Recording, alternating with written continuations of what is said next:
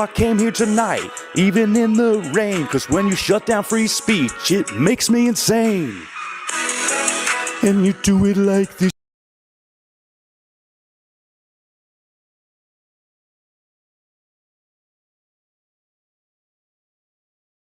My back, or if it was the door. It was one of those things crunched.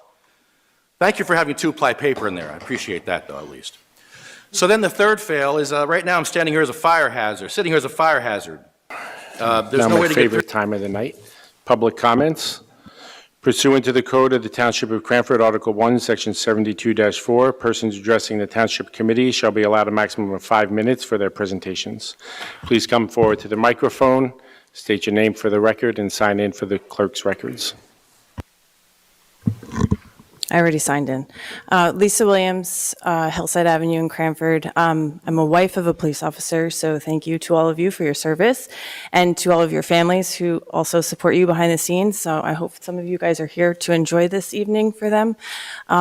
I'd just like to comment about the pools, obviously. That's really why I'm here. I have not had a chance to read or see the presentation from last night because I was working and I'd get home very late. So I apologize if I misspeak on anything that I'm not aware of just yet. But I am concerned about the position of just closing CAP, even though the CAP is the more cost-effective option to maintain and keep open. So again, just bringing attention to the idea of what are we doing during construction if Orange Avenue Pool does become the main property which we are going to utilize. What are we doing for next year while it's under construction? We need a plan for that.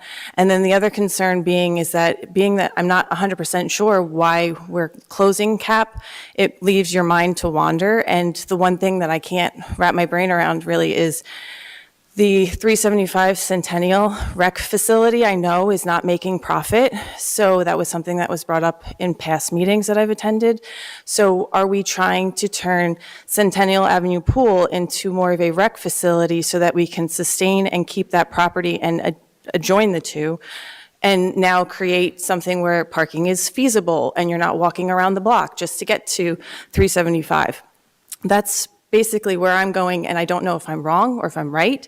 And this is something that, as you said, you're trying to be transparent, but I don't really feel that way. And I think that there's a lot of people here that agree with that. So respectfully, I just would like answers as to why it really is CAP, if CAP is the more cost-effective one to maintain and keep open. And again, just keeping in mind, what are we doing when we're under construction? Because we need a pool, we need a place to swim. And right now, I don't think there's a very good action plan in place for us to have all the answers to make a decision by the 16th, and I think it should really be put to a vote to the town, not just for the 5 of you. Okay, thank you.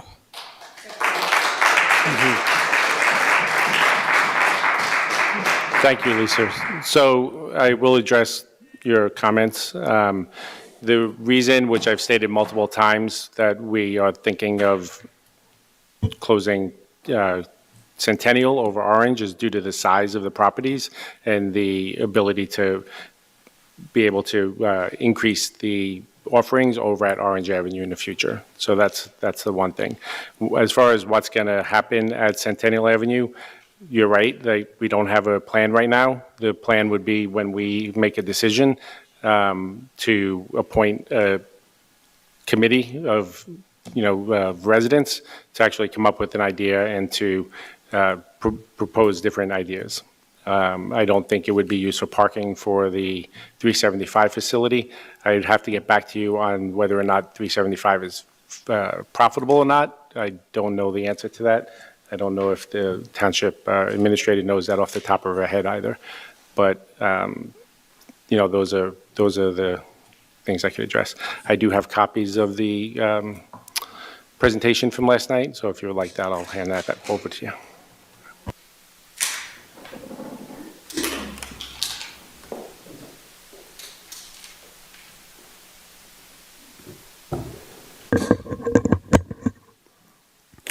Good evening, Mayor.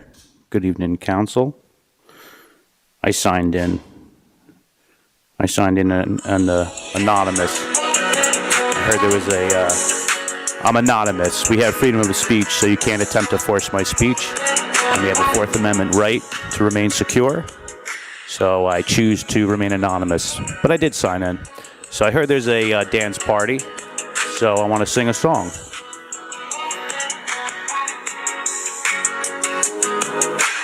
What up, Cranford? I don't give my name. I don't give my address, cause I think that is lame.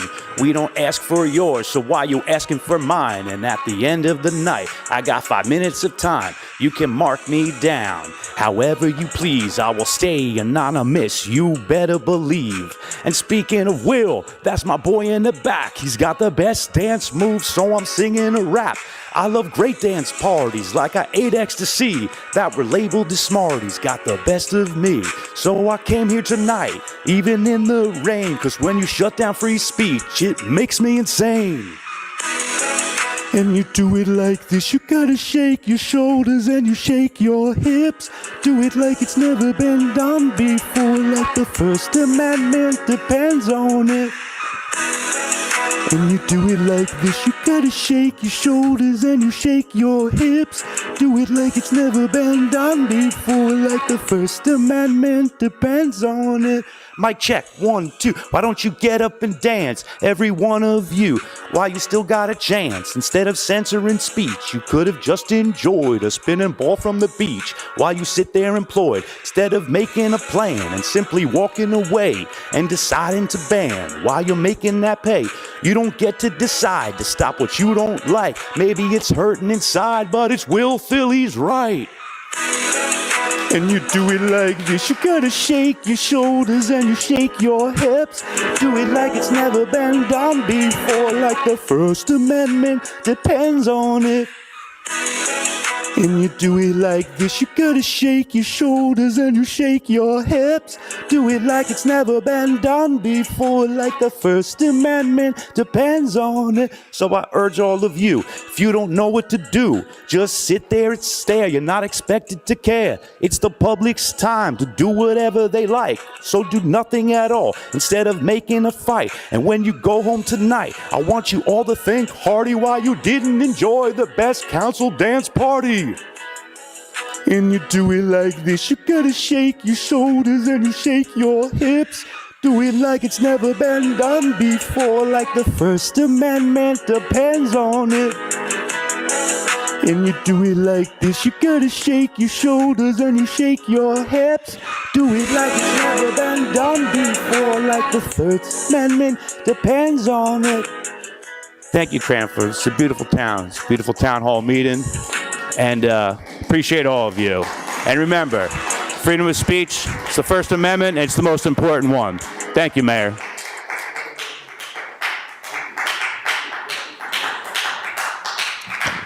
Sir, don't forget your microphone. Keep it there so everybody can hear. Thank you. Michael Clark, 2 Heinrich Street. I was going to leave after the last meeting, so I'm going to take another few minutes. First, let me congratulate the promotions and retirements for the police officers to my right. Appreciate the work that you all do. It's not easy to go out in the public and deal with, be on the front line to say, and run towards the fire and the bullets and protect the rest of us. So thank you. Just a continuation of the issues that I brought up in the meeting prior to this related to the parking. I did learn when I was about to leave that the Cranford Strength and Fitness, the turf element, recently expanded. I did mention in that meeting that there's been a parking issue now along the building in the grass area. It's not a permitted parking area, and that explains it started about a month ago, which is when the turf field probably completed their expansion. Now people are parking all along there. So again, there's been an ongoing issue with the parking, with primarily the medical company or the All-Med transportation company created. But now with the further expansion, there's going to be a need even for more parking. I don't think a variance was obtained. There was nothing that went before the zoning board to obtain any sort of parking variance for that. This was approved. Again, it's hearsay. I haven't confirmed it yet because I just learned of it this evening, and I'll check with the zoning department probably tomorrow to find out what approval process happened. But if there's an expansion and there's, additional parking required and there is none, was a variance really required, and was that supposed to go before the zoning board? And this is kind of continuing with what's going on there, that the property owners, the landlords, there's 3 of them, are just kind of acting at will at this point. It's almost like they've gotten away with something and now they just are continually doing it. It's the the parking issue, now with the expansion of the turf field. They recently signed that lease where this company was coming in. They created a loading zone in an area that's not approved to be a loading zone. I think the zoning has addressed that because it stopped, when I reported it. We haven't seen them there for the last 2 weeks. This is now going on the third week. I didn't see any deliveries, but, trucks are backing down Heinrich Street. 18-wheelers are backing down to unload cargo and freight. They're stacking it up in parking spaces. I have pictures where there's maybe 12 pallets of freight. These are 1,000-pound full pallets you'd see in like a BJ's or Costco warehouse sitting in the parking lot. They're hoisting them 20 feet in the air above an active business entrance. There's also the turf field entrance there. It's an active parking lot, and you've got this, this forklift operating and loading these pallets 20 feet in the air. I mean, the cars are coming in, cars are coming out. It's a tight area. There's not much area for circulation there. I reported it to OSHA. OSHA said it's really a town matter. Bring it up with zoning or whomever at the town to address the issue. Again, I think it's been addressed, but I don't know. I mean, it's sort of like this thing that things are happening there, and they're happening quickly, and they keep happening. So I wanted to mention that because, again, it's something I learned about. It's a continuance of the conversation that I had in there, and I know that before the board or the council tonight, you're going to be adopting a resolution that will grant the police department Title 39 enforcement rights. So hopefully there's fire zone parking, there's cars that are stacking up in unregulated spaces. Essentially, they're filling up the spaces, and then they're just backing cars into the alcoves, and they're just blocking other cars in because they're all ambulance employees. So they're not blocking, they're blocking their own people in, essentially, because they're there all day. And now you have the parking along the fence line. And then we've also asked for the parking regulations.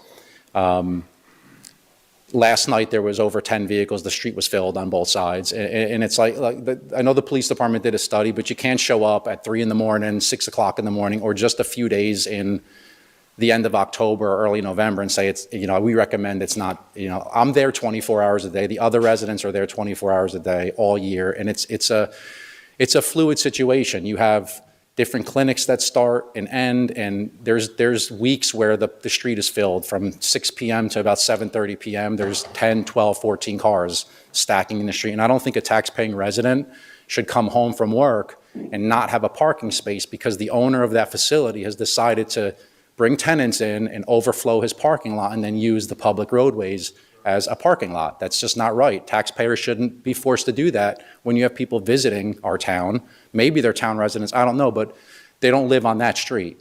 And I'm sure if they did, they would have a problem with it too.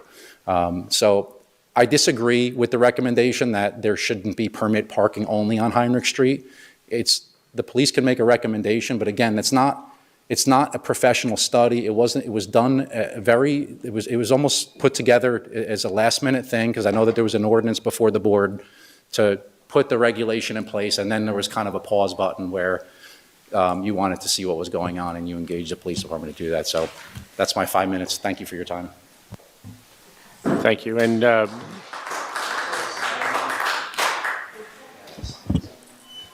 just up there. And Michael, I know that you gave information to Lavona, so we'll look into that.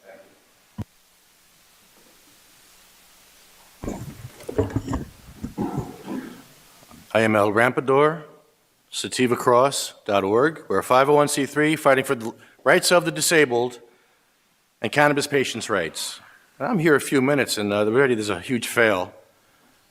Take my wheelchair to the door here, and there's no button for the door, so I have to hold the door while I'm pushing myself with my right hand through the through the doorway, and the door is hitting me as I'm going in because you have to. It's closing, and I'm trying to get in. I'm hitting the door as I'm getting in. That's a big fail. Then I go to use the bathroom, and the same problem in the bathroom, except that it's a faster door, and you got to race the door after you swing it open as hard as you can.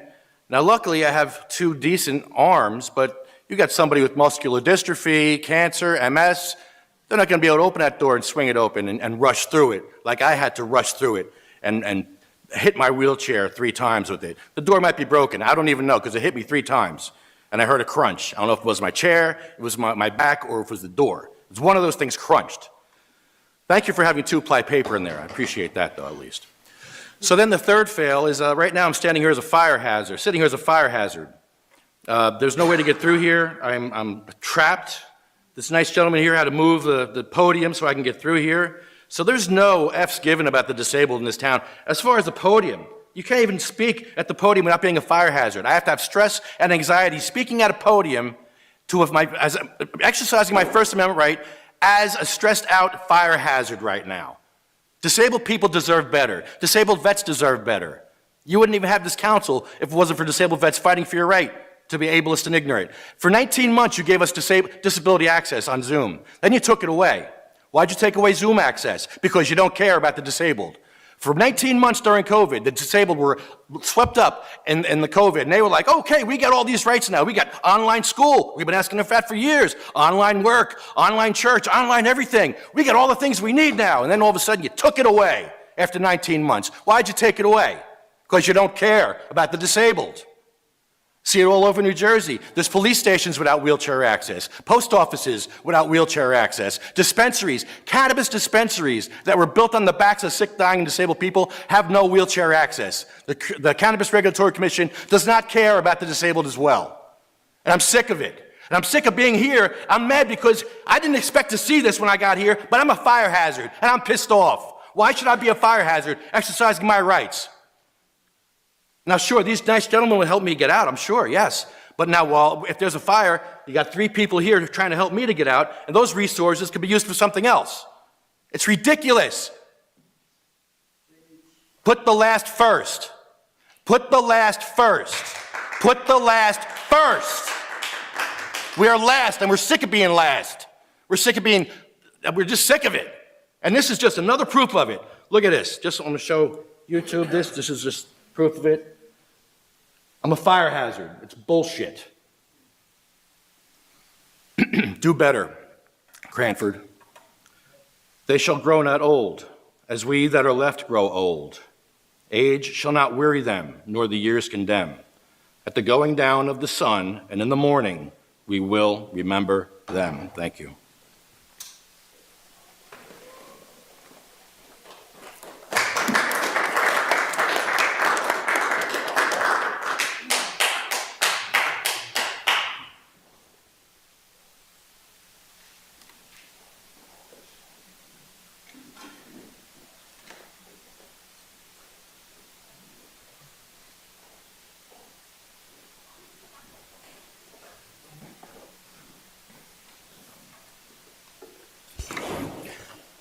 Brian Honestchuk, 623 Lincoln Park East. Ms. Donahue had already signed in prior.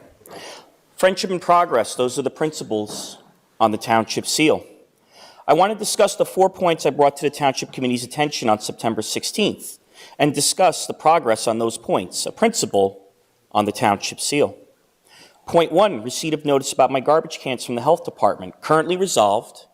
Thank you to those Township employees for assisting me with this resolution. They have exhibited friendship and progress, the principles on the Township seal. Point 2, a privately owned and operated camera on town property, operated by my neighbor that has taken images of my wife's private area. Still awaiting further discussion. Point 3, this same neighbor's electric service utility cutting across my private property, currently resolved at this point. Thank you again to those Township employees for assisting with me with this current resolution. They have exhibited friendship and progress, the principles on the Township seal. Number 4, a misplaced non-native Township tree that was misplaced by that same neighbor in front of my property. Still awaiting clearer communication from the Township Attorney Slattery to resolve this point.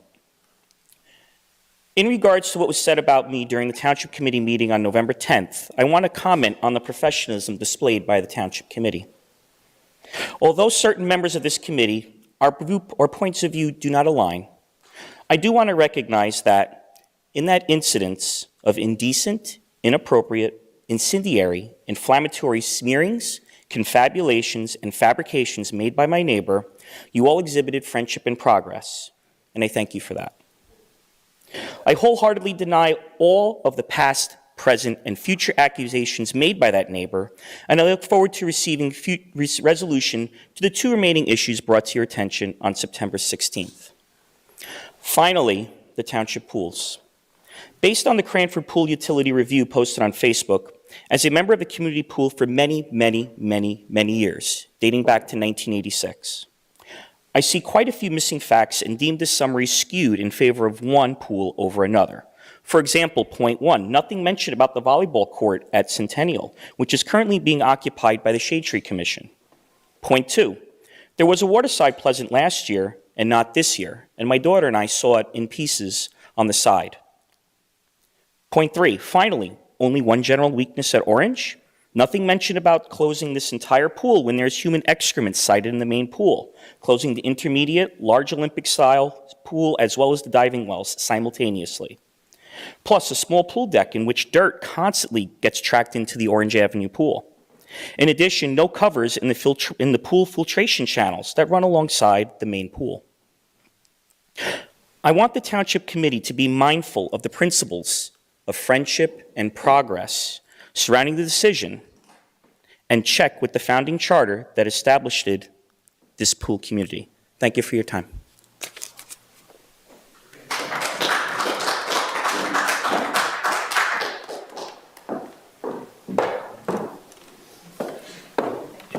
Good evening. Tia Mazzola, 625 Lincoln Park East. I'm here tonight to defend myself against this person who was just speaking. Once again, my next-door resident who weekly preaches his friendship and progress ad nauseum. He certainly does not practice what he so tirelessly preaches. Instead, he spends countless hours poring through ordinances, fabricating complaints, and picking fights with many neighbors, including those on Connecticut Street where he originally came from. After 60 years of a peaceful existence here, my husband and I have been harassed by this neighbor, who I shall call Mr. O, through the relentless abuse of township employees for 5 long years. He is an unyielding man who is obsessed with us and prides himself on being arrogant, bully, and harasser. He abuses township employees and wastes our taxpayer dollars for his own gain via baseless complaints. He has filed over 20 complaints. Let me repeat that, 20 complaints. I am sure more will be discovered after I receive my Oprah request. Every single complaint has been investigated by the township, and every single one has been dismissed by the department. The detectives, the 2 separate attorneys, 2 separate property managers, the chief of police, the DPW, I could go on and on, Shade Tree Commission, and the zoning officers. These complaints are never legitimate concerns. They're weaponized complaints designed to disrupt our lives while simultaneously wasting Cranford taxpayer dollars, forcing a myriad of township employees to investigate and constantly respond on taxpayer time for his unfounded complaints. Let me just give you a quick example of some of his complaints. Running a business out of our home, we're both retired. He complained our fence is in disrepair. He submitted 5-year-old photos which have been long since repaired. Fence exceeding height, it was a landscape trellis, not a fence. Pool equipment, all grandfathered in.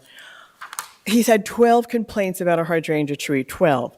The tree was planted in memory of my mother and father. He is aware of this. The township attorney closed this matter in 2021, yet he has not deterred him in the least. He has no respect for the ruling. He continues to file complaints to this day, attempting to have it destroyed. He repeatedly and just now said it is a native tree, non-native tree, yet he planted a Coosa dogwood 6 feet from our tree that is not only non-native, but invasive, meaning it can spread disease. Then he loves to say things are dangerous. This is a common tactic he uses, threatening liability. He often places everyone in his letters on notice in a failed attempt to intimidate them through bogus, fabricated threats of personal injury and liability, exaggerated threats of danger, all of which have been dismissed. My tree was endangering pedestrians. My tree had slate rocks that he called weapons. Dangerous bees. Our Christmas lights were dangerous. This all caused employees to have to come out and follow up on his bogus complaints. He repeatedly, and still now tonight, complained about our underground electrical wires. These were put underground 3 feet in 1956. 1956. He and his wife sent a certified letter to us, obviously ChatGPT generated, with fake claims about a PSE&G engineer. I have a letter right here from the PSE&G engineer stating that he refuted all of what he said in the letter and that it was all fabricated. I'd be happy to submit it.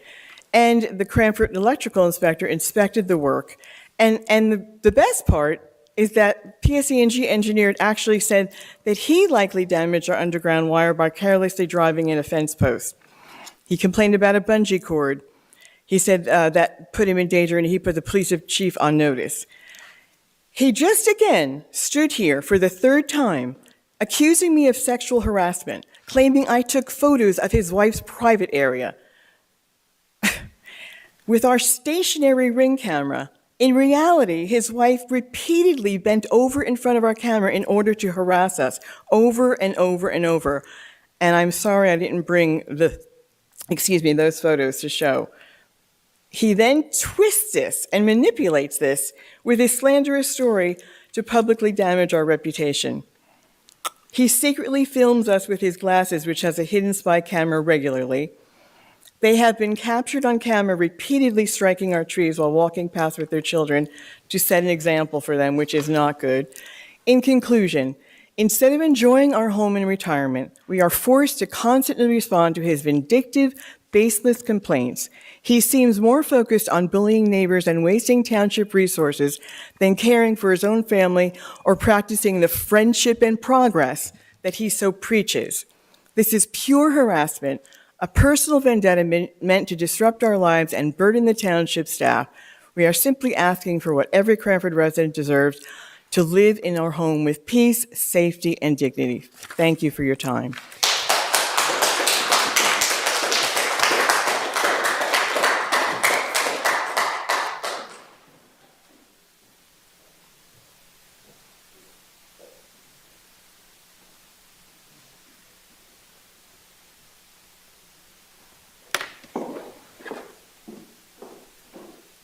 Loretta Smith, 21 Oneida Place, Cranford. No, I'm not going to sing and I'm not going to dance. 5 years of tap dancing right over here in Cranford. I can't do it anymore. Anyway, my concern is, and I don't know how this passed by me, but resolution number 2025-395 is all the change orders, 1 through 7, at our, I guess it's the library area, but I don't see anything as to what all those change orders represent. We're up to $86,361.87. To me, it doesn't look like there's much finished there. So if we're up to change orders of over 86,000, by the time they finish, are we going to hit over 100,000? So, I mean, I'd like to just know when the time comes and you can answer this, what exactly are these change orders for? Okay. Thank you.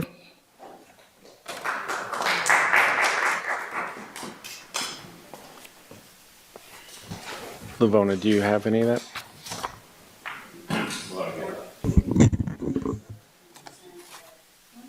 Yeah. Do we know what they're for?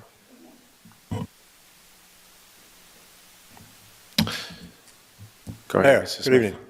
First of all, there's a second microphone here, and I'm wondering if the gentleman who put it there has permission from the attorney and or the board for having here being recorded by someone who's identified themselves as anonymous. I would prefer not to talk in the second microphone. Would you please remove it?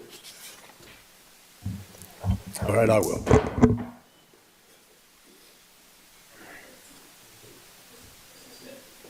All right. What? Leave it at the dais, please. I'll leave it at the dais. Yes, sir. On here? All right, I got it.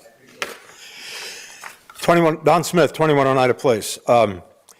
Mayor, last night I noted and thanked for the work done under the railroad bridge for the pavement. But the question is on the second 40 to 50 yards from the hotel down to South Avenue. During the time we had the problems under the railroad bridge, patches were put on that roadway, which actually complicated over time because there were patches on top of patches. As I mentioned last night, the roadway is already coming apart in that 40-yard section. So I might suggest that, and I don't know who put the patches there, maybe it was RDPW, maybe it was the county, but whoever did under the bridge, maybe if it's our people, to look at patching what we have down there now, it might get us through the winter without generating large potholes, which could be a safety concern. And then when it's scheduled to be redone, that might be a springtime or later, but at least it wouldn't be causing a problem for now. Second item, regarding the pool issue. At last night's workshop meeting, I asked about how the original 2 pools were authorized back in the day. Namely, were they done with a referendum, an ordinance, or a resolution?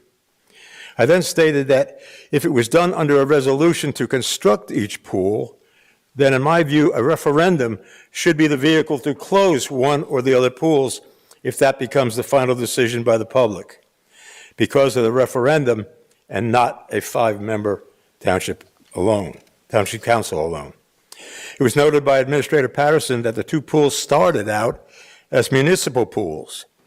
That said, in my view, those 2 pools at origin had to have come through the virtue of the referendum and were made part of the tax base back then and paid the real estate taxes to construct and operate like other more recent recreational facilities at 375 Centennial, or the funding for the library addition, or the new full-day kindergarten construction set up by the Board of Education, all of which are part of the tax base now and being paid for through real estate taxes today. So a question, why or for what reason was it changed to a utility? And maybe the fix should now be to go back to a municipal pool structure with real estate taxes as a source of funding, and must have been done when those 2 pools first were constructed. However, in any case, going forward on a closure, the public must be given details, full details, including every cost involved. That should include the current profit and loss for both Orange Avenue and Centennial.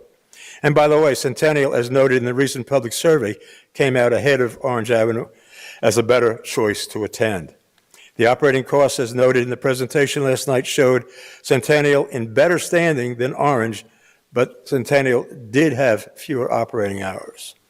Also, as far as the state's $750,000 grant goes, the upgrade improvements needed at Centennial looks to be far less than at Orange Avenue. The chart shown last night had a dollar comparison of Orange Avenue versus Centennial that showed, on a quick look, that the Centennial Avenue pool was better by some $100,000, but it was a quick view on my part because that chart did not appear in the package that was handed out. But getting back to the public information that should be produced, current operating costs versus revenue for sure. But beyond that, as was requested by one of the attendees last night, what is the plan for either pool once it has been demolished? What will take its place? That should be a must-have. Then what will be the best cost estimate for demolition? A figure of $300,000 was mentioned, but from my experience in considering the need for an environmental assessment for each property, $300,000 is nowhere close to any reasonable estimate for demolition. I would suggest the township look to hire an expert consultant to determine what all the needs to be considered for a pool demolition, including the environmental assessment on each pool before any closure decision is made. Also, I found it very interesting that last night's workshop, which had 25 to 30 members of the public present, there was only one voice supporting keeping Orange Avenue open versus Centennial. And in every prior meeting regarding the pools, we have not heard, to my knowledge, any firm support for not closing Orange Avenue pool. Interesting. Mr. Smith, can you please? I'm sorry? Please finish up. I'm sorry? Your 5 minutes is up. Oh, it is, okay. Just one final statement. I want you to remember the Pepper Tree debacle, when a former township committee made a really bad decision in hindsight to cut down the historical tree. After it fell, it was found to be healthy and should never have been taken down. Let's not have that happen with our pools. Thank you.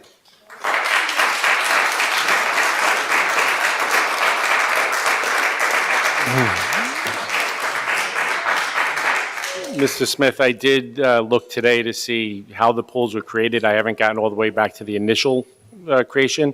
The swim pool utility was created in, I believe it was 1986. I could be wrong on that, though, through ordinance. So that was just through a township ordinance, changing from a township pool to a swim pool utility.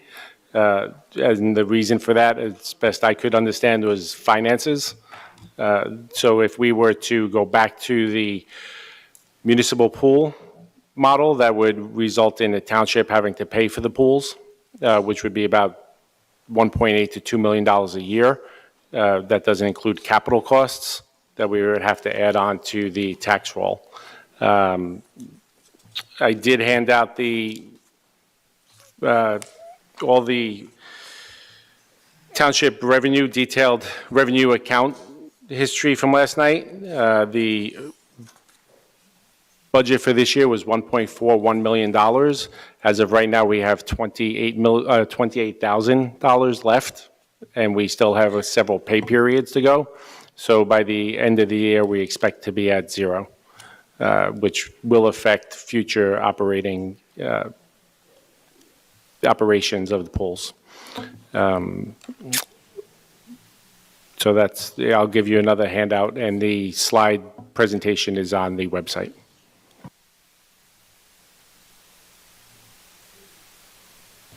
I will just remind the audience, everybody is welcome to come up and speak at the podium, but there can be no articles thrown into the audience, nothing flying into the audience. I just want to make that clear.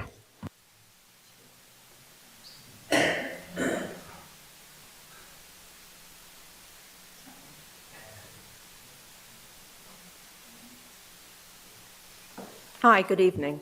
Don't throw anything into the audience, okay? As a member of the Cranford Shade Tree Commission, I'd like to share with you what we've accomplished this year. This fall, the Shade Tree Commission planted 85 trees of 11 different varieties throughout Cranford. And with the 40 planted this past spring, that makes 125 trees total for the year. So I think that's pretty cool. And people have had, as I've been going around Cranford and talking to people have had questions about, how do we choose trees to plant? And what I can tell you is that we focus on planting native species because they're well adapted and will not damage our local environment. If you've heard of the Bradford pear, it's a textbook example of a non-native that has caused havoc. And secondly, we prioritize diversity. The Shade Tree Commission actually has a tally of how many trees are planted throughout the town, so we know if something is overrepresented. And it's maples. We have a lot of maples, and maples actually have had some disease problems. So having too many of one kind of tree makes the canopy vulnerable to a pest or disease that wipes out a particular species. So to guard against that, we tried to diversify the kinds of trees we're planting.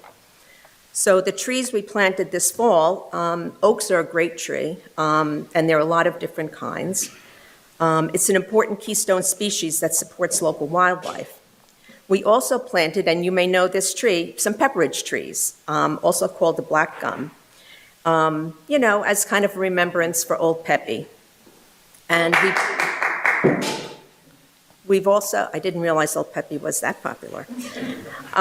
We also chose some lesser known but useful natives with kind of funny names, so people don't know them as well, but things like ironwood, which has a very rough, tough wood, and a hackberry, which has beautiful fall color. So these trees that are lesser known have good features, and we hope everybody gets to know them.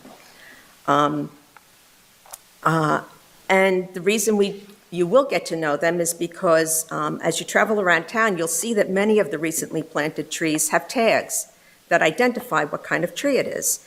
And at this time, I'd like to give a shout out to our youth volunteers. They're not here tonight because they didn't know I was calling them out. Christian Summers and Brad Inglesby, who have worked tirelessly over the past couple years to put these labels on the tree. So if you see this neon-colored tag on the tree, you can go up and see what it is. We do try and plant trees that grow large to create a shady canopy, but not every spot can accommodate a big tree. So we always select some smaller trees. We have to plant under the overhead wires, and to avoid in years to have PSC&G trim them, we plant smaller trees. So we plant the smaller trees, and as a bonus, many of them are beautiful spring bloomers, so hopefully you'll see that next spring. And I did want to, why are trees planted where they are? So the new trees are pretty much scattered all over town, and we've paid close attention to allocating trees equitably between the north side and the south side. But in one, we did create what I call an impact planting that I think is pretty cool. If you head down Centennial Avenue, past the Rat, there's a little bit of township property right next to Hayes Street there, where the exit ramp from the parkway comes out. So on this strip, we planted 4 oak trees and 3 fringe trees, and it's going to be quite spectacular, and as they grow and mature, and it's an entryway to our town, and I thought it's a really nice spot to put those. So you might be wondering who got trees this fall. So right now, the Shade Tree Commission has a large backlog of tree requests from residents. So we started with locations where people have actually asked for trees and want trees. And unfortunately, we couldn't fulfill all the requests this season, but we will be working through the backlog as resources permit. And maybe even more sadly, everyone who wanted a tree could not get one. Sometimes the tree lane was too narrow to support healthy tree growth. Sometimes the gas and water utilities are in the way. I was shocked when I went around, and there are gas utilities that run like right along the tree lane, so we can't dig and plant there. But in some cases, we were able to plant a tree on, oops, did I run out of? Do I have to say it into his microphone? I wrote it down. I'm sorry. I'd rather not. Sorry. Anyone who wants a tree can get one. Go on the Shade Tree Commission website, fill out the form, and if you have neighbors who want trees, we're happy to do whole blocks, but we need to have a request. So thanks for your support. I appreciate it, and I'll be back.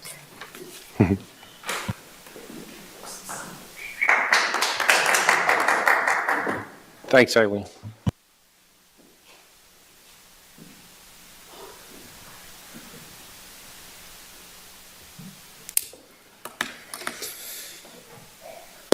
So, Mr. Mayor, this pool process, to me, is a complete mess. And frankly, I'm frustrated, disappointed, and embarrassed by how it's been handled by yourself and this committee.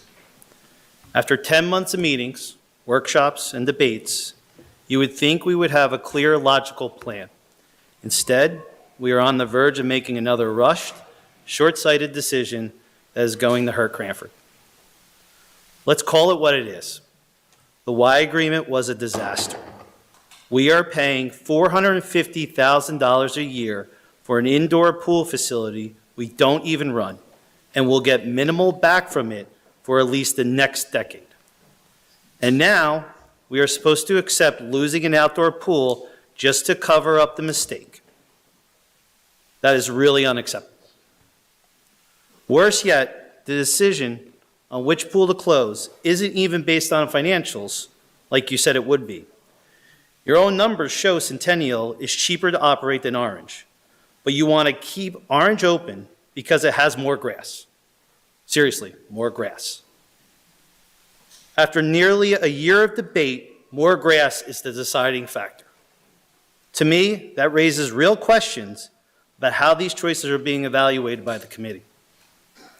Compounding the problem even more, the financial projections you presented last night are simply not reliable.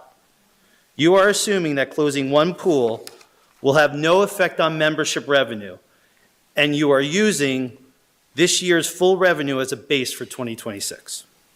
This is not logical. The loss of a pool will certainly mean a loss of membership and revenue, which means any surplus for Orange is highly unlikely.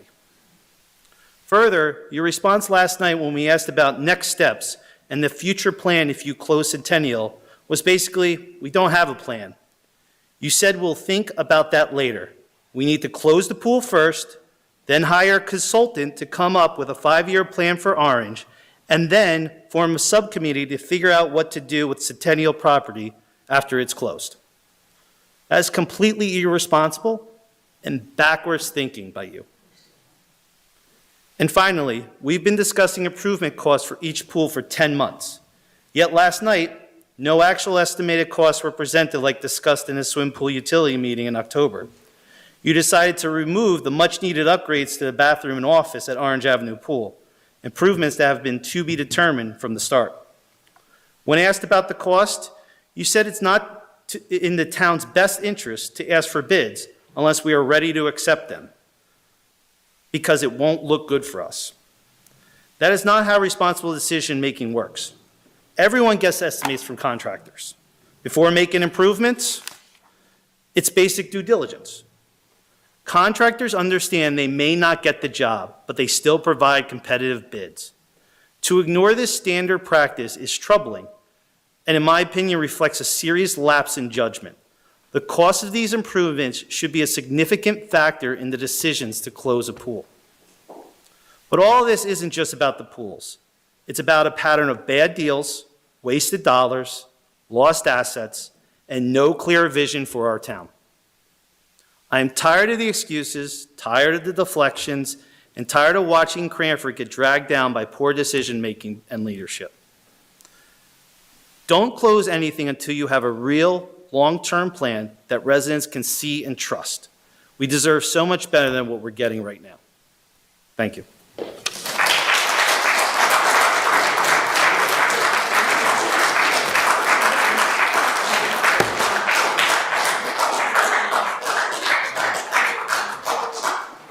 So, Mr. Meyer, I will address some of your statements.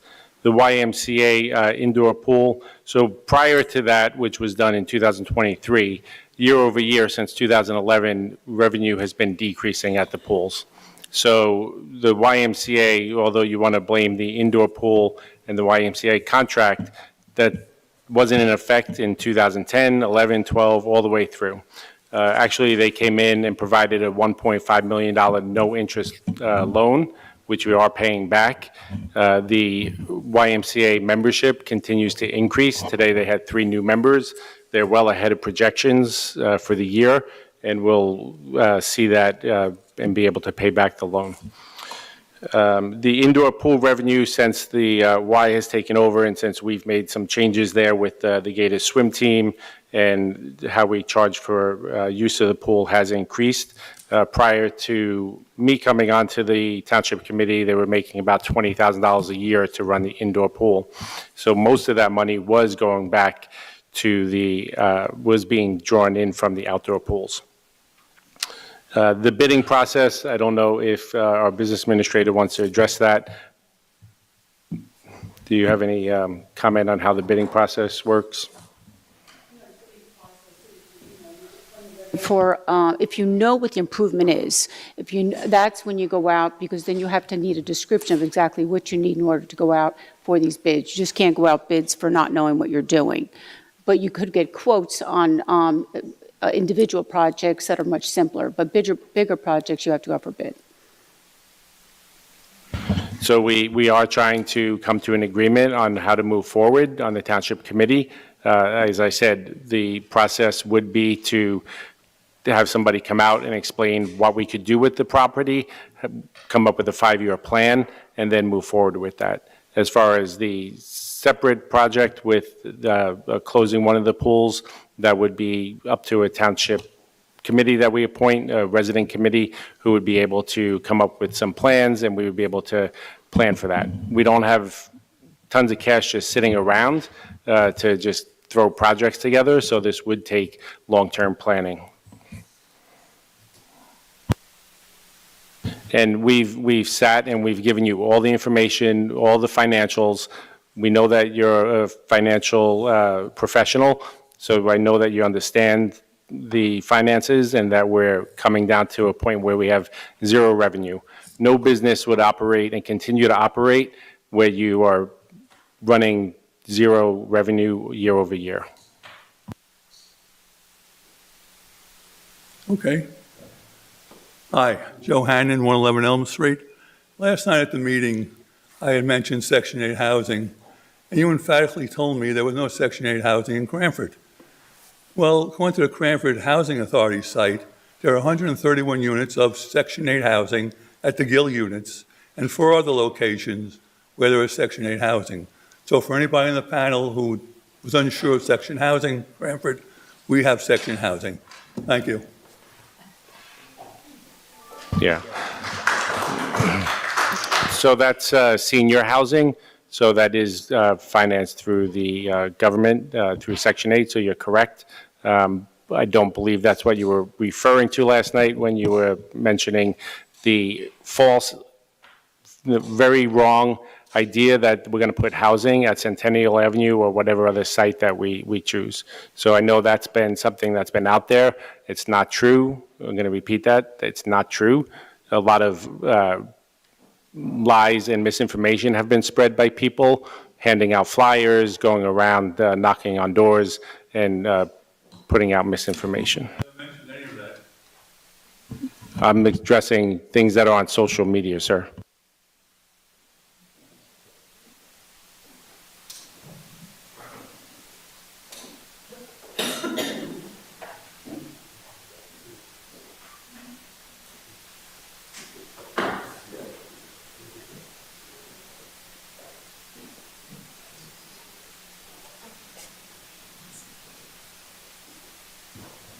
Mr. Philly, your time has started.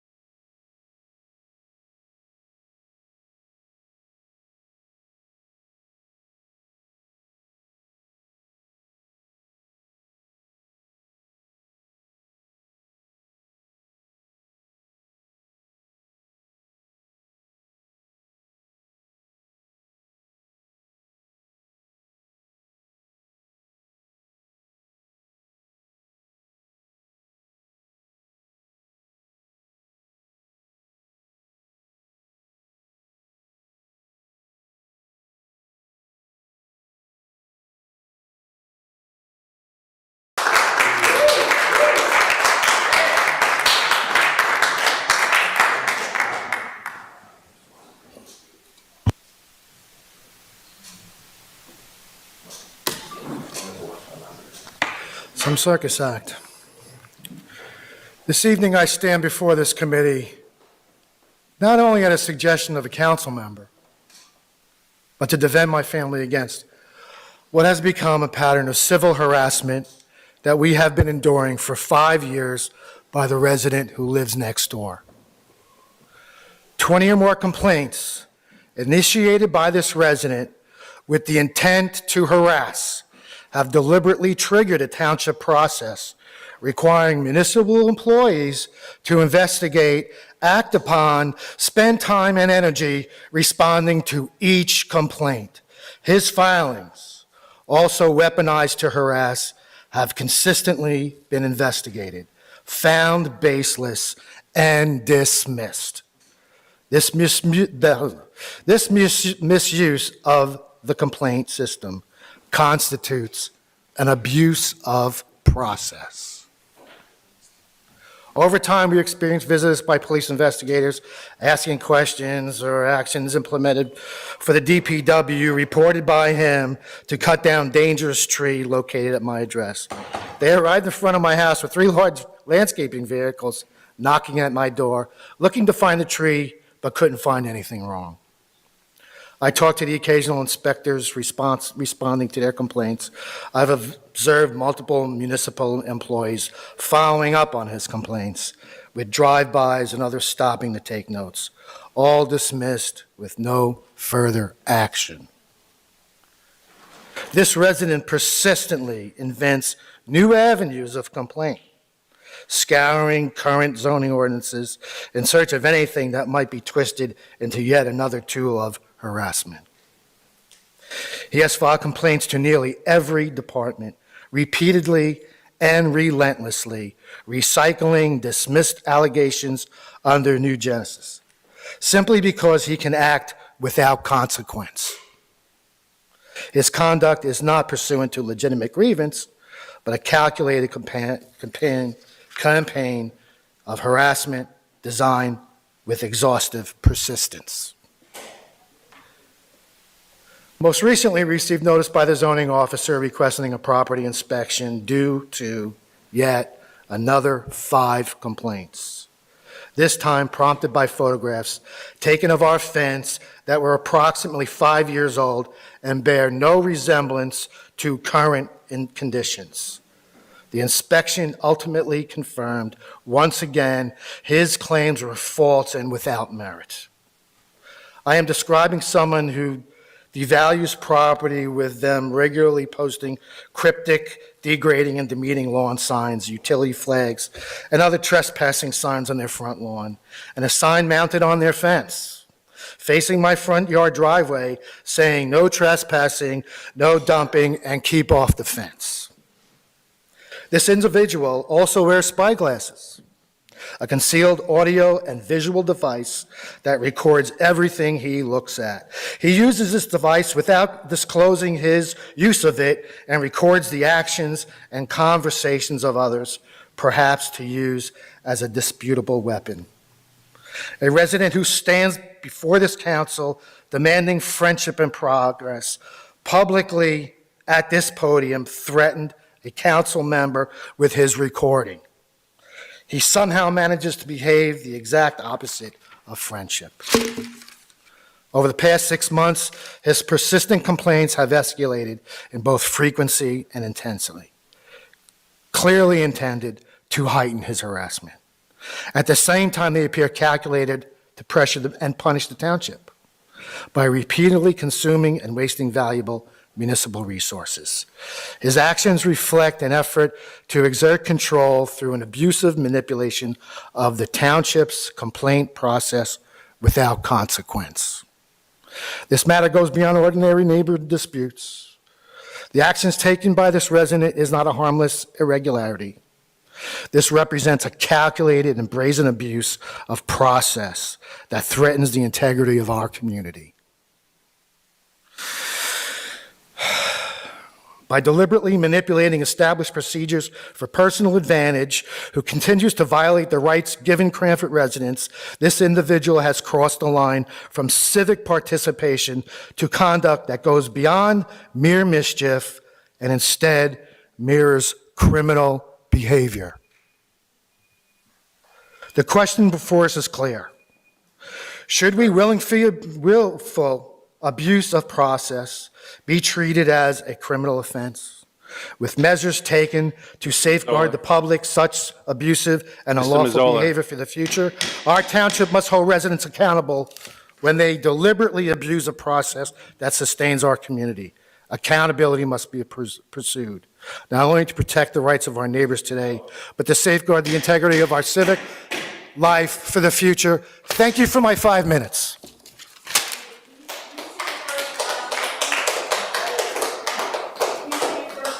Oh, I'm sorry. Carl Mazzola, 625 Lincoln Park East. Thank you. Please state your first and last name. In order for us to do the minute, we have to have the residents' names. Thank you. Just 1 second, Mr. Sands. I just want to state, if you're finishing a sentence, I'll give some leeway and allow people to go over 5 minutes. But beyond that, if you're continuing after a longer period of time, we're going to ask you to stop. Thank you. Craig Sands, 6 Woods Hole Road. Good evening to all the members of the Town Council, its administrators, residents that are attending this meeting. First, I'd like to congratulate Dr. Terrence Curran and Kathleen Prunty for the recent re-election to the Township Committee. But why I'm really here tonight is to urge the property owners and taxpayers of Cranford to attend the next meeting in person on December 16th at 8 p.m. There was a referendum in January of 2024 to spend $75 million on our schools. The vote went out and was approved. On December 16th, I will divulge the inequity that the Township Committee allowed in having this election to happen in the manner that it was accomplished. Further, the taxpayers of Cranford need to be educated on the pilot programs that are in place and how they affect the taxes in our town. This will be a very important revelation, and it's imperative that the homeowners send at least one representative of their household, if not 2, to this meeting. It's your taxes that were affected. Again, it's December 16th at 8 p.m., 2 weeks from now. Tell your neighbors and friends. That is all I have to say at this time. I look forward to seeing a packed meeting room for this important disclosure and issue. Thank you.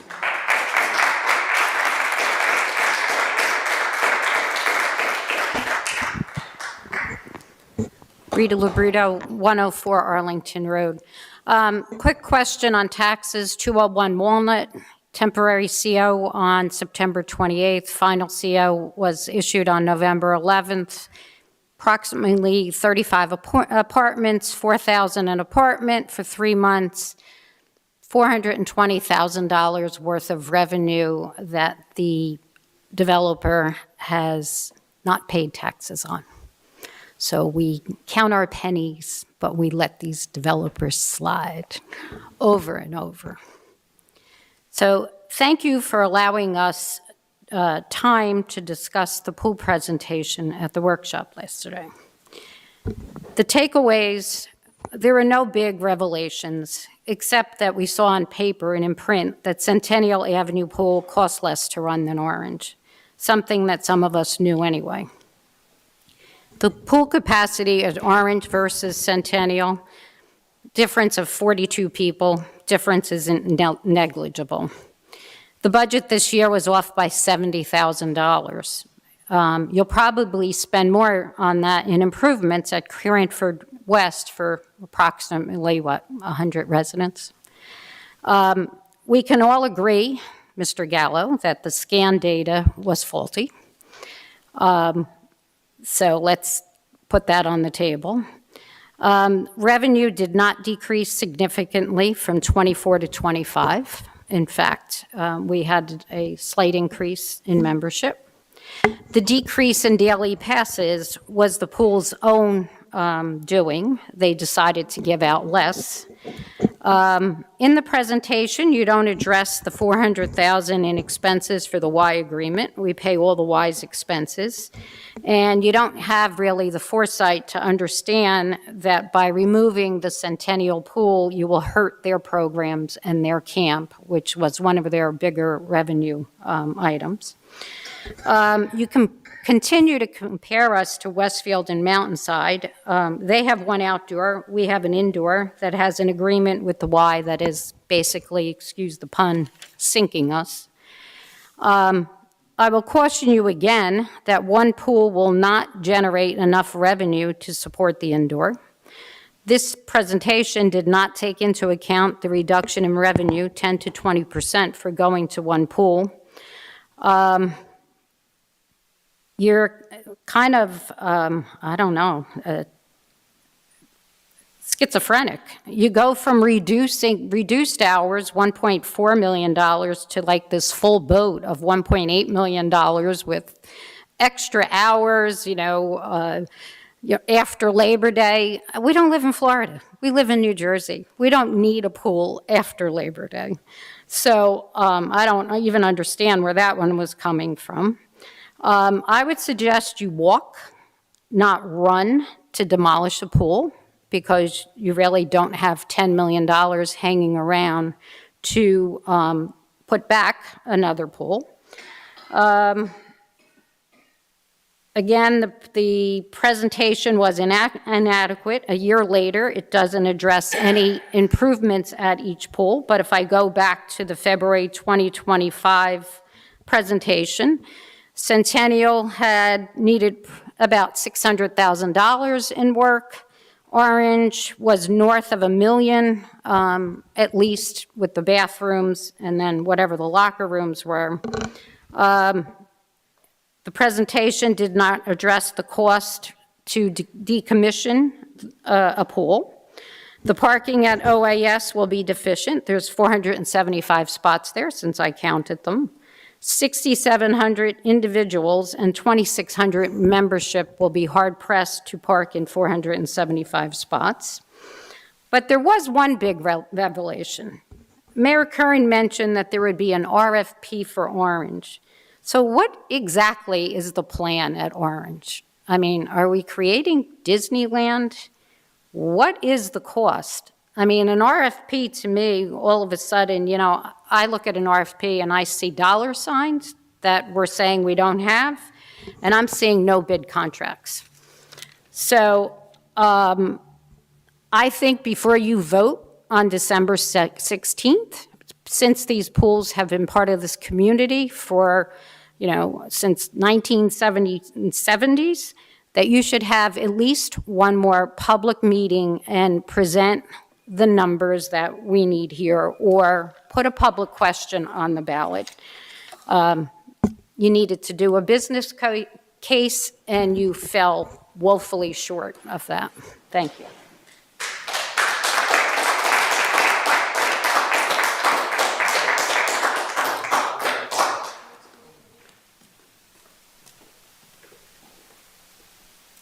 Hi, everyone.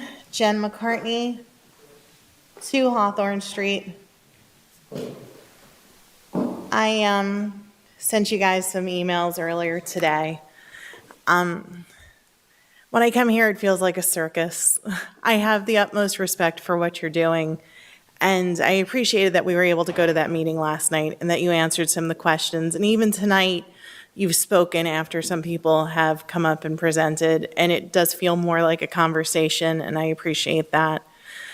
What I did want to say was there's very low attendance tonight, and it's not because people don't care. Tonight, the Orange Avenue School had their band concert. Actually, I believe Mr. Andrews was there. Hillside Avenue School has Tech Week for their school play this weekend. Everyone come out and see it. My son's in it. Shameless plugging. What else? There's soccer, rec basketball.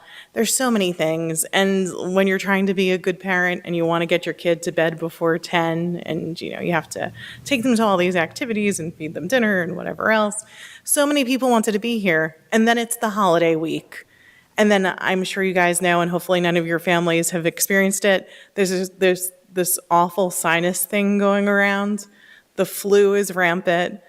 And what else? There was the flu. I know some people have strep. So many people wanted to be here. And they're posting on social media. I've encouraged them to send you emails, and they've said that they have. Just know that because you don't see them in the crowd doesn't mean that they don't want their voices heard. And, I keep on asking if it could be a public vote, if we can have a referendum. I was excited to see the presentation last night. I had hoped that there would be more financial information. I'm very interested in what will go there and what will it cost to close the pool, and we don't have those answers yet. And if we don't have those answers yet, how can we possibly make this decision? That's it. Thank you guys so much.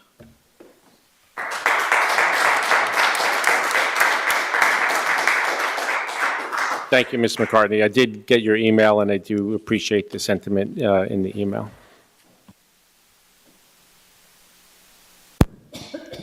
Hi, I'm Jen Arianis at 17 Bloomingdale. And I had a couple of questions after going through all the materials that were presented last night, just about the numbers on the indoor pool.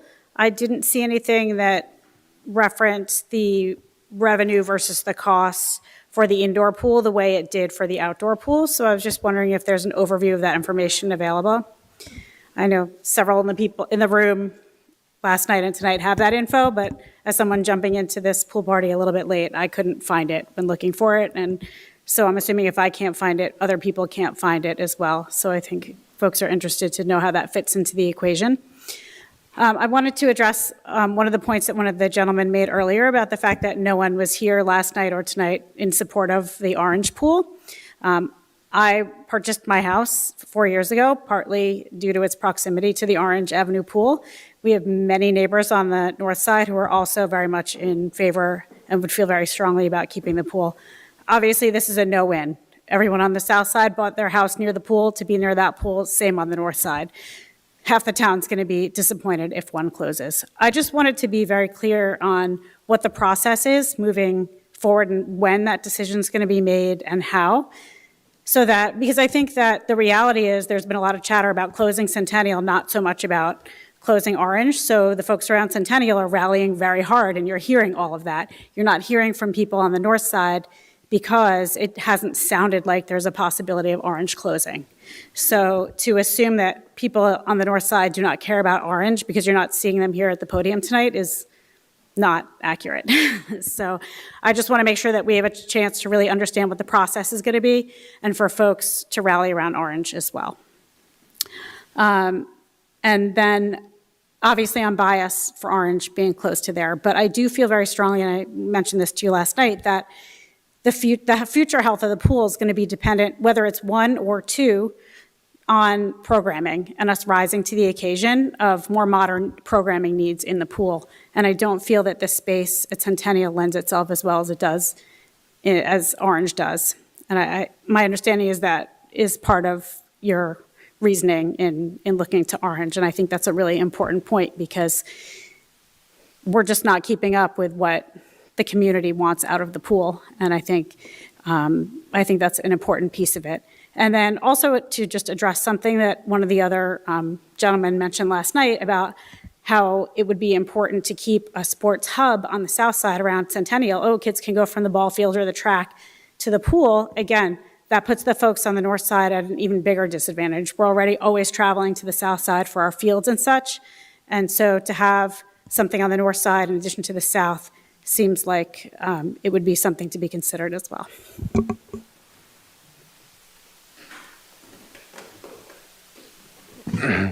Thank you for your comments. I don't have the revenue off the top of my head on the indoor, so that's not true. But I will get it for you, and I'll send it to you. Can you just address the process part and the timeline? The process started back in February. I know. I think the next step is for the township committee to decide what's going to open next year, and then to decide sort of what the next steps will be in terms of what improvements need to be made over at what I would like to see Orange Avenue for the reasons you stated, and then for Centennial to decide what to do with that property moving forward. In terms of people having an opportunity to come to future meetings and speak out and ask questions, or is it Yeah. I'll discuss this with you afterwards, okay? Good evening. Gary Morris, Fanwood. In the last meeting, Commissioner Prunty stated that she was saddened by a 37% voter turnout in Cranford in November's election. Even though I am not from Cranford, I immediately knew her statement could not be correct. I have great news. The actual voter turnout in Cranford was 63%, not 37%. That's a huge difference. That's in line with most towns similar to Cranford, so it's right in line. It wasn't up or down. It's right about where it should be in a governor election. While it is understandable that mistakes can happen with numbers, it surprises me that the mayor and the rest of the committee did not notice this numeric error. It supports the fact that if more people know about the details of an issue, you are more likely to find somebody that can see such mistakes and call them out so they can be fixed. That leads me to the question I had in the last meeting regarding the actual numbers regarding the town pool. The mayor stated that all the numbers for the pools have been given out through Oprah requests already. How does the average person in town get to see the data from somebody else's Oprah request? Wouldn't it make sense in the spirit of transparency to publish the pool data for the entire town to see? This could simply be done in a similar fashion to what was done with the school bond referendum. There is a development in Scotch Plains right now that consists of 332 apartments. Somehow, they are able to have a swimming pool, a tennis court, and even a pickleball court. How is it that a private company can figure out how to financially support a swimming pool with only 332 households, and the government of Cranford can't somehow find a way to support only 2 pools with roughly 9,500 households? Now, finally, have you ever sat down to talk to Will Philly about his vision for meetings? I had the opportunity to have lunch with him a few months ago. He genuinely feels that by making the meetings more entertaining, you'll get more people involved in town and not less. Why not figure out a way to harness the virality of these meetings to do something positive for the town? Do you remember how some people mocked the Savannah Bananas baseball team? Who's laughing now? Now look at how they sell out stadiums nationwide. Will's suggestion of having an informal question and answer conversation with people during the meeting makes a lot of sense.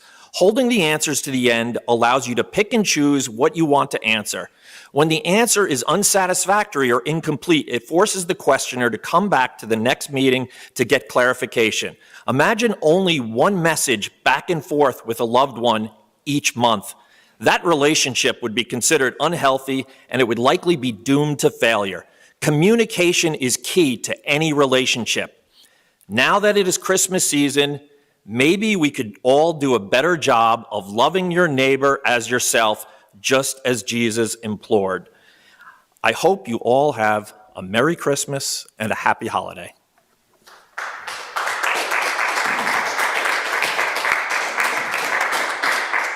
So, Mr. Morris, I misspoke by not adding a detail that the percentage I gave was election day votes. Clearly, it did not take into account vote by mail, which accounted for the higher number. Secondly, I personally met with Mr. Philly twice, individually, to have conversations with him. And third, there is an opportunity for give and take discussion. It's called workshop. We had one last night. It went on, well, we were here until 1 a.m. And that is a more informal process where people ask questions, we go back and forth. When we are up here at official meetings, there is a public comment, but we have official business to take care of. So you are more than welcome to come to one of our workshops. And I would also note that the revenue for 2023, 24, 25 are all posted on the Swim Pool Utility Advisory Board, as well as this year's operating budget and income, and memberships for the last approximately 15 years.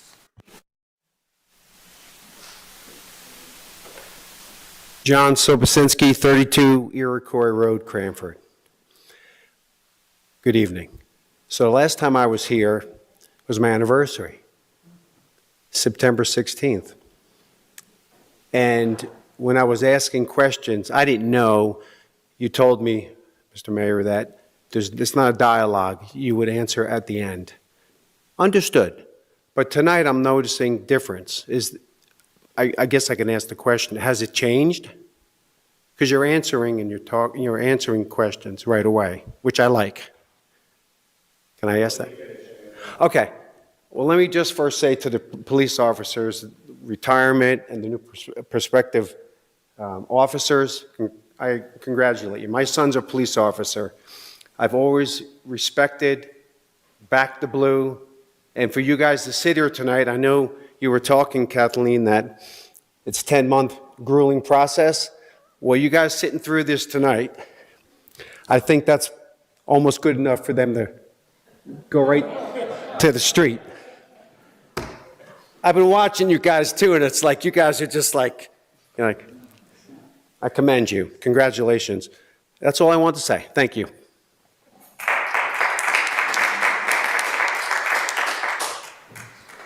Yeah, so, I did get feedback from several people about being a little more responsive, so that's what I'm trying to do.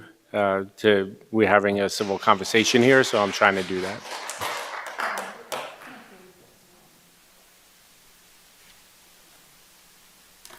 Monica Shimkus, 105 Milne Street. I just saw, last time I was in these chambers was probably 2008, when I brought in 40 young men when I was campaigning for a skate park in Cranford.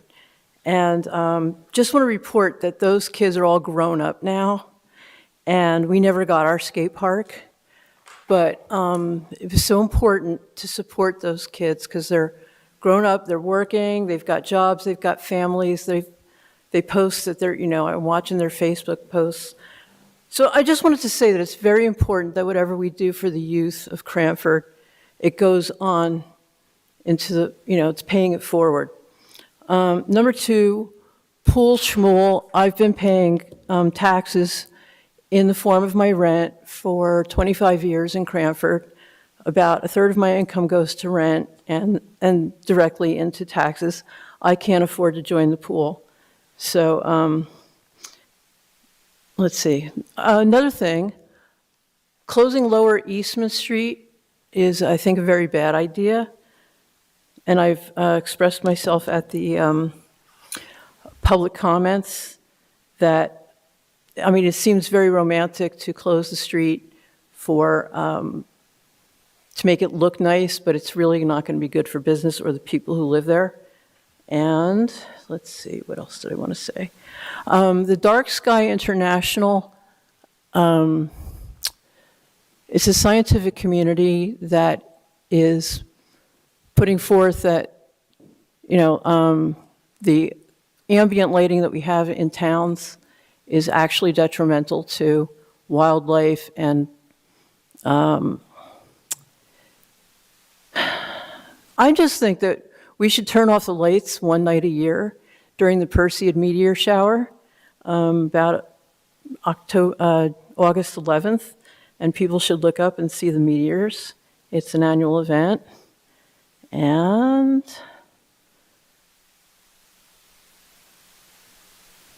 those maples are probably a victim of climate change. I'm a master tree steward, and they are going to be, they are in danger. That's all I want to say. Thank you for your invocation. That was really very pleasant. Thank you.